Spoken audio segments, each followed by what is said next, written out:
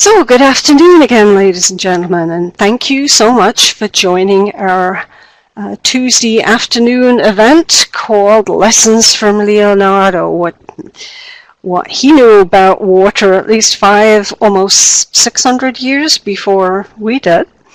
I have a little bit of legal stuff that we have to do first, and mostly this is our disclaimer, which I will read, as well as the fact that after the event we will post this to our YouTube account as well.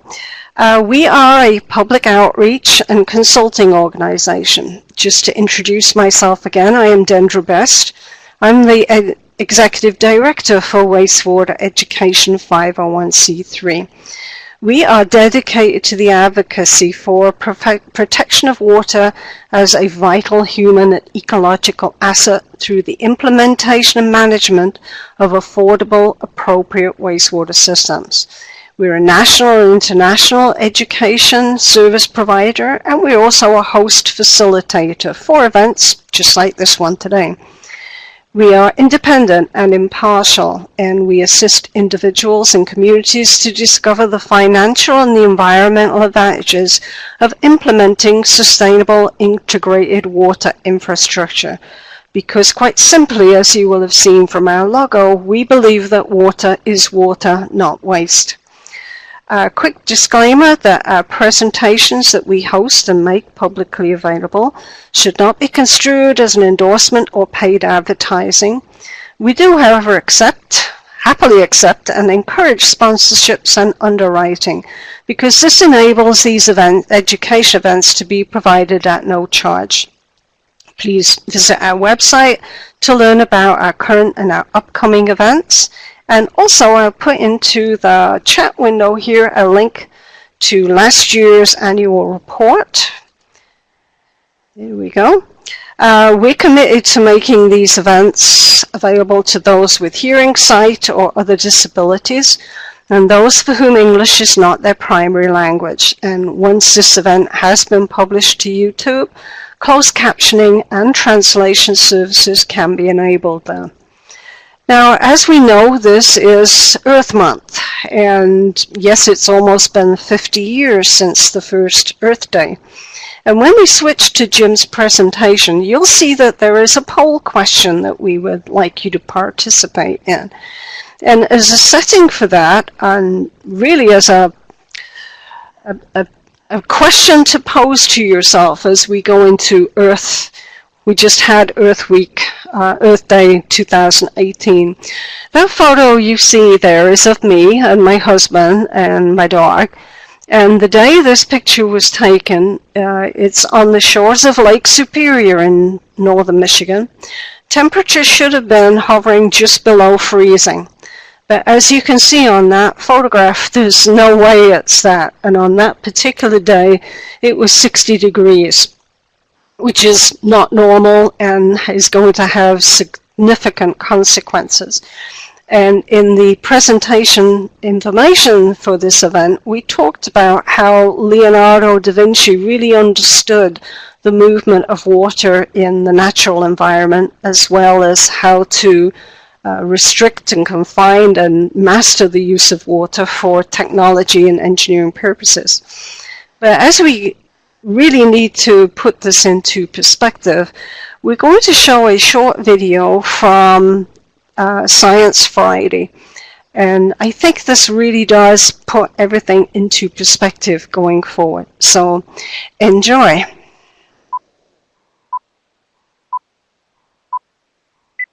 Last week, scientists at NASA released this. The shot is compiled from data from NASA's VEERS instrument, which orbits the Earth about every 100 minutes, taking measurements of light coming off the planet. That can be translated into ribbons of imagery like this, and then into one of these. And this is just the latest in NASA's Earth from Space album, which may be one of the most mind-expanding collections of images in human history, in my opinion. It began with a shot taken by the Apollo 8 crew in 1968. And NASA scientist Gene Feldman says it made a big impression on him. I think it's called Earthrise.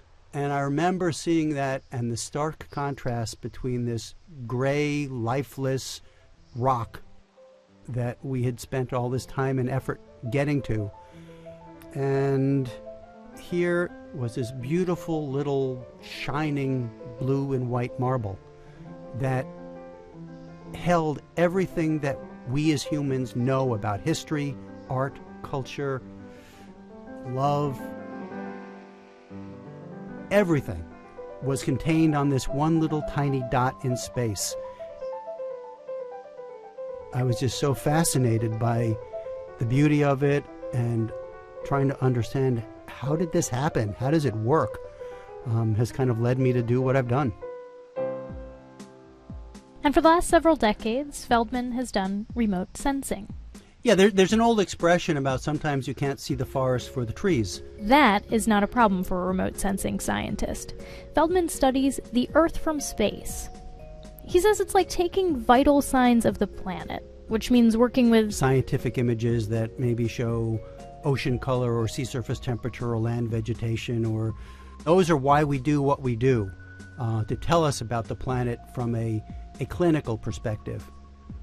But the other images, the beautiful ones, they resonate with people because it's our home. In 1972, we saw our home in a new way. Apollo 17 astronauts snapped this picture. Actually, they snapped a lot of pictures. It crystallized so much about the environmental movement at the time. It gave people the first look at their home planet as a single entity. In 1990, Carl Sagan made this Voyager image famous, his pale blue dot. Here he is on Science Friday talking about it. I thought, that's us, a mote of dust in a sunbeam.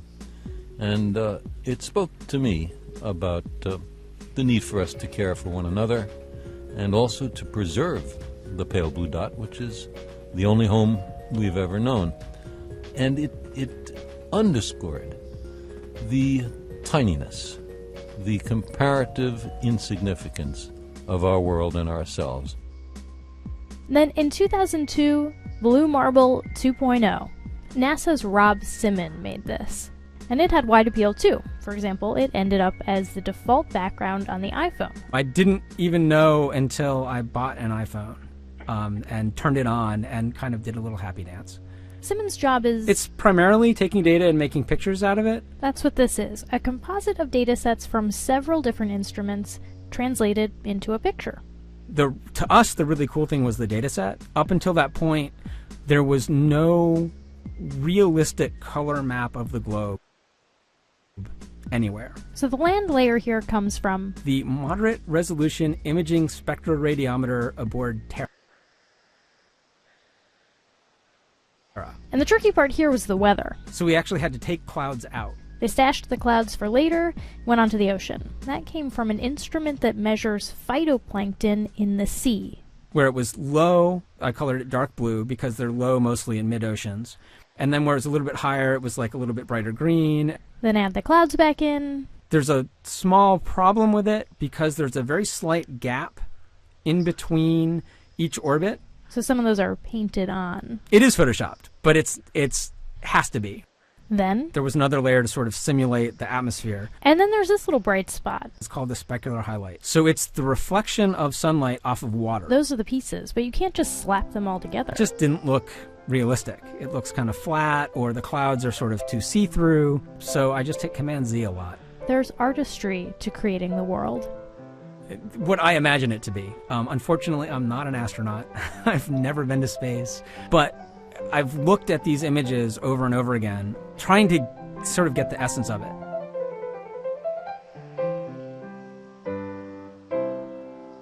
With satellite data, like this map of chlorophyll and land vegetation over time, accuracy is key, obviously. But it's also most easily deciphered as imagery, Feldman says. Because the data volumes that we get from space now are astronomical, the only way that we can really handle this anymore is to visualize it. And no matter what computers we may build, the human mind and the human eye, in my mind, is still the most powerful integrator of information. The objective here is to create models that accurately reflect the past so that we can predict how the planet will change in the future, Feldman says. Or if some of those changes might be negative to the way we want our Earth to be, what can we do about it? Simon wants to make the world better too, starting with the atmosphere. And I'm getting results that I like, but I think it's a little bit exaggerated. So I'm working on some techniques to try to tone it down a little bit. To make it a little more homey. For Science Friday, I'm Flora Lichtman. So as we sit here on the pale blue dot, that tiny little speck in space, sometimes I think we need to remind ourselves of the enormous responsibility we have for not messing up our own backyard. And nowhere is that more important than in the preservation and protection of water. And if we think about the looking forward by looking at the past, the common phrase that we are dwarves standing on the shoulders of giants, and certainly Leonardo da Vinci was one of those. So at this point, Jim, I'm going to switch to your presentation and drag your video pod over. Here we go. And ladies and gentlemen, I'd like to introduce you to Jim Lauria, who, as we said, is the Vice President of Sales and Marketing for Maisie Injector Company, LLC. They are a fluid design company that manufactures mixing and contacting systems. Jim has a Bachelor of Chemical Engineering from Manhattan College. He has over 20 years of global water treatment experience in both agriculture, municipal, industrial, and commercial markets. And some of you may know Jim from his many published featured articles in most of the leading water industry publications in the US and internationally. Jim runs a blog about global water management practices. And at this point, Jim, I'm going to hand this over to you and let you tell us about Leonardo da Vinci. Well, thank you so much, Dendra. And first of all, I'd like to thank WasteWaterEducation.org for inviting me to make this presentation in celebration of Earth Month. And as Dendra mentioned, this presentation was a culmination of our discussion. I had written this blog on LinkedIn, Lessons from Leonardo, what Leonardo da Vinci can teach us about water.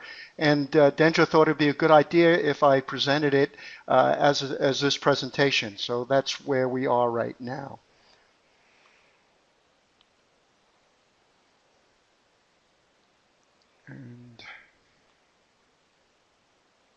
So a little bit about Leonardo. Most people know him, that he was the original Renaissance man. And in a poll for a while, they had judged Leonardo as the world's greatest genius because of the many facets. He mastered so many different types of disciplines. He was a scientist, he was an engineer, he was an artist. A lot of people don't know he designed musical instruments. He had a wonderful singing voice.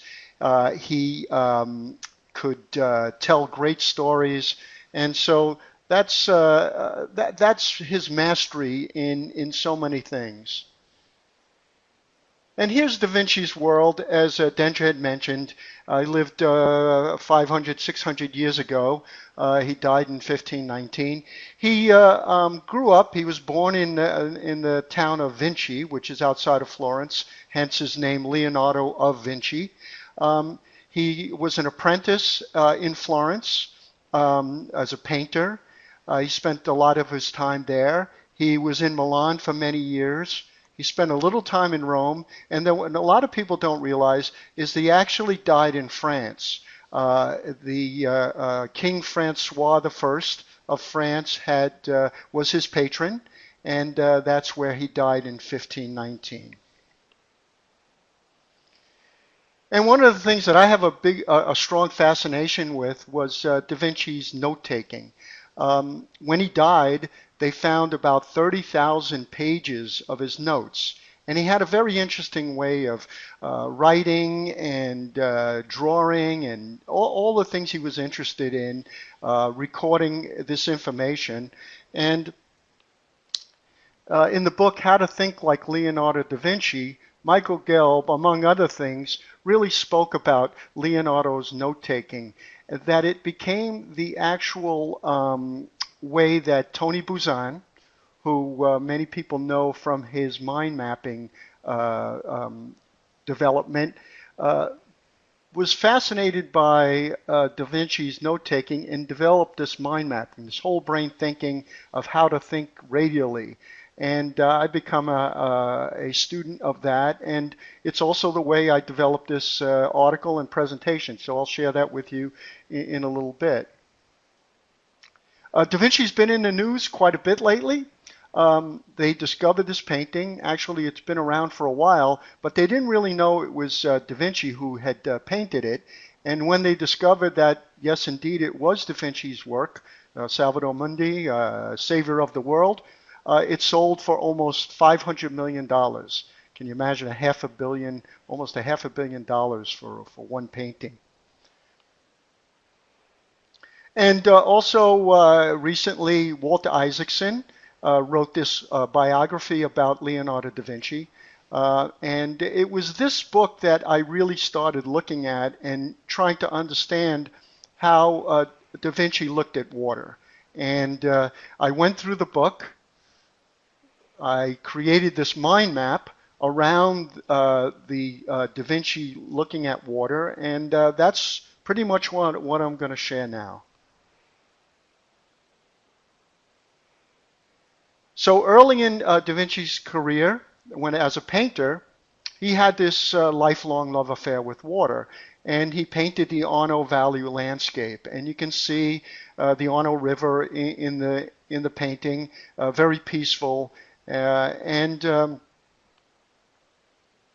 in probably his most famous work, the Mona Lisa, you also see water in that as well. Behind Mona Lisa is the Trevi River. Most people don't recognize it. They're more caught up by her iconic smile and just the way that she looks out from the painting. And then at the end of his life, he took a different approach to water, and these are, just before he died, the deluge drawings he did, showing more the turbulent nature of water, the violent fury that water could have. And many people think it's reflective of how he was looking at his imminent death, that he saw it, he was fighting his demise, and this was how he depicted where he thought he was headed, this violent fury of water. And as a scientist and an engineer, he was also fascinated with water. On the lower left, you can see early conceptualization of scuba equipment, a frogman, if you will, and which culminated in today's scuba diving equipment. And on the right, an apparatus to be able to allow people to breathe underwater. And Da Vinci not only wanted to conceptualize these ideas so that people could exist underwater, swim underwater, but he did it as a fascination to study water as well. He developed these goggles so that he could understand what was going on under the surface of water, and he could study that as well as what's going on the surface of water. And then a conceptualization of a submarine. You can see the person in there using a hand crank to move this vehicle underwater. And again, well before it was possible to even develop something like this, in Da Vinci's mind, this was something that would be there. He struggled with it a bit, and I'll talk about this later. Leonardo da Vinci was a very peaceful man. In my LinkedIn article, I call him a hippie dude. He was a vegetarian. He didn't like to kill animals. He really felt that he called war beastly madness. And he saw the submarine as something that, while useful, could also be used to sink ships. And he was quite concerned about that. So some of the lessons that I think we can learn from Leonardo, the first one is understand the science of water. And this photo is his notes from what's known as the Codex Leicsester. And he had a certain group of notes that is referred to as his Codex Leicsester that's been owned by a number of people throughout the years. It's currently owned by Bill Gates, who in 1994 paid over $30 million for it. And in this Codex Leicsester, Leonardo really wrote about the earth and the waters that surround the earth. And in that, he speaks about water. He comes to about over 700 conclusions about water. I'll read a couple of the statements he said. He said, water gnaws at mountains and fills valleys.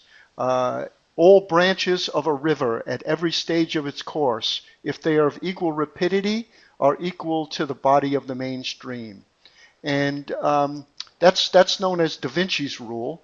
And one of the biggest things that he discussed about water was what we know now as the hydrological cycle.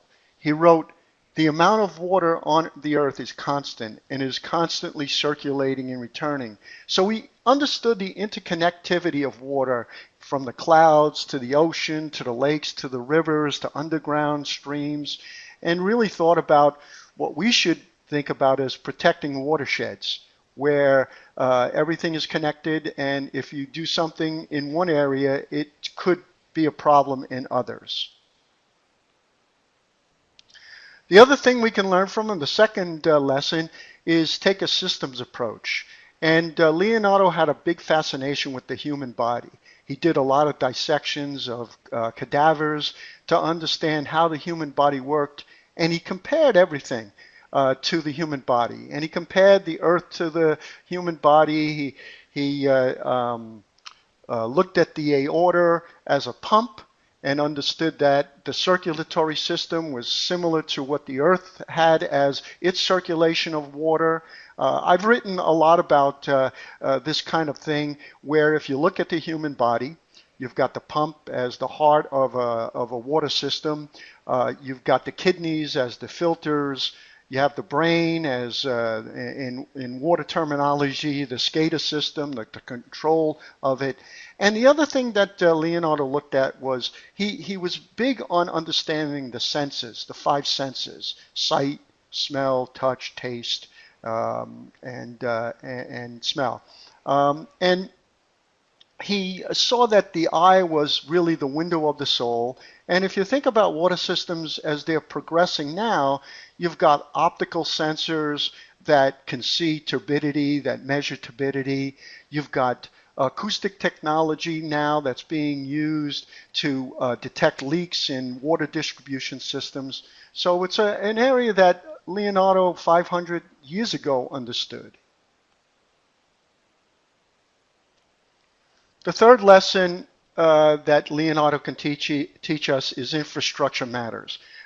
This is a drawing of the city, a map of the city of Imola. And Leonardo understood that the way you lay out cities really was important. He came up with an idea for Milan where it would be in two layers, two levels. The top level would be where the residents would reside. And then the second level would be where industry and all the wastes of the industry and the people would go, the animal wastes. He realized that it was really important for people to live away from contamination, whether it was toxins from industrial operations or whether it was from pathogens that would exist from human sewage or animal wastes. He really understood that the way you would design a city really was relevant to how well the health of the humans that lived there would be. His big thing fourth lesson was how to harness the power of water. And you can see from his drawings here, he's got a water wheel, he's got a water screw that can convey water, that would be useful in everything from milling flour to weaving silks to sharpening knives to all types of different useful purposes of water. He was one of the first people to understand the power of moving water, what we now call the water energy nexus, and the importance of that, using it to automate operations that now we take for granted. And this is a letter he wrote to Ludovico Sforza, who was the ruler of Milan back when Da Vinci wanted to move there. And it's more or less a job application letter. And he talks to Ludovico Sforza about the many uses that water can achieve with his inventions. And as I mentioned, all types of useful purposes, milling flour and sharpening knives and so on. But even though he was a peaceful man, he also saw and spoke about how water could be used for military strategy. And when he was living in Milan, he ended up befriending Niccolo Machiavelli of the Prince fame, who said, "Keep your friends close and your enemies closer." And they both worked with Cesare Borgia, a pretty despicable man and brutal, ruthless. And his family at the time was in charge, was ruling Milan, and they were at war with the city-state of Pisa. And they decided that the way to defeat Pisa was to cut off their water supply. And so Da Vinci came up with a plan that he could divert the Arno River and be able to achieve that. But unfortunately, he came up with the plan, and as in many cases, the implementation of the plan was not worked out the way Da Vinci wanted, and so they did not. They were not able to use the trench building machines that Da Vinci had designed, and the operation was a failure. The fifth lesson we can learn from Da Vinci is that to invest in study. And he was a man that just felt that observation, experience, experimentation was the way to really understand a subject. And he did a lot of study on water, and he could have made a lot more money as a painter.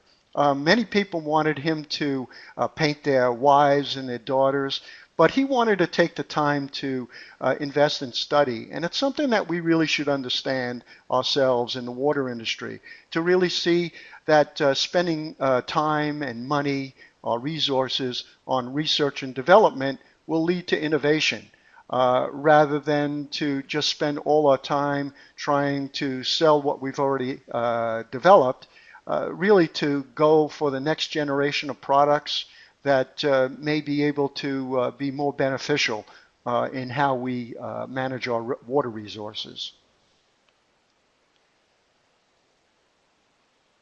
And then the final lesson is learning from Leonardo to pass along knowledge. He did this siphon study just to make sure that people understood what his concepts were. And with the water industry right now, we've got a lot of people starting to retire. There's a lot of tribal knowledge that should be passed along, and it's really important that we understand from the people that come before us to pass along and learn from that knowledge. So those are the 6 lessons that I gleaned from Leonardo. I've put this together, the conclusions from what I've really learned. Respect water and its power. Be a multidimensional thinker. use all your senses, use the whole brain thinking, mind mapping that you can use. And then finally, share your wisdom. Write it down, record it, and make sure that you understand that people can learn from what you've learned and share that wisdom. And I'd like to thank you for attending this presentation. Please connect with me on LinkedIn if you would like, and I'll be happy to take any questions that you might have from here on out. Well, thank you, Jim. It's always amazing to me. We do a lot of presentations that look at the history of technology, and if only Leonardo could have had access to the resources that we have today. And this is an illustration that I'm going to let you talk about here for a minute and tell people what this is. Right, right. So this is an early version of a computer. Basically, it was something that Leonardo had developed and way before his time. And as you can imagine, as we talked about before, automation using water was part of his concepts. He developed a automatic alarm clock, a water-driven alarm clock. And this is a replica of what he had come up with in terms of, I guess, what we would call, Dendra, the first calculator, first computer. Yeah. And let me just put this away. We will be entertaining. Obviously, if there are questions that people would like to pose, feel free to put them into the chat window. If you do have a microphone or a headset and you would like to speak in person, again, just let me know in the chat window and we'll be happy to give that privilege for you. Here a couple of years ago, the History Channel presented an amazing film. It's a one-man tour de force by Peter Capaldi that some of you may know more formally as the last incarnation of Doctor Who. But Peter Capaldi does a one-man film, and it's a reading of him in the guise of Leonardo da Vinci, looking at his philosophy, his experiments, his exploration of the natural world. And there is the link to that.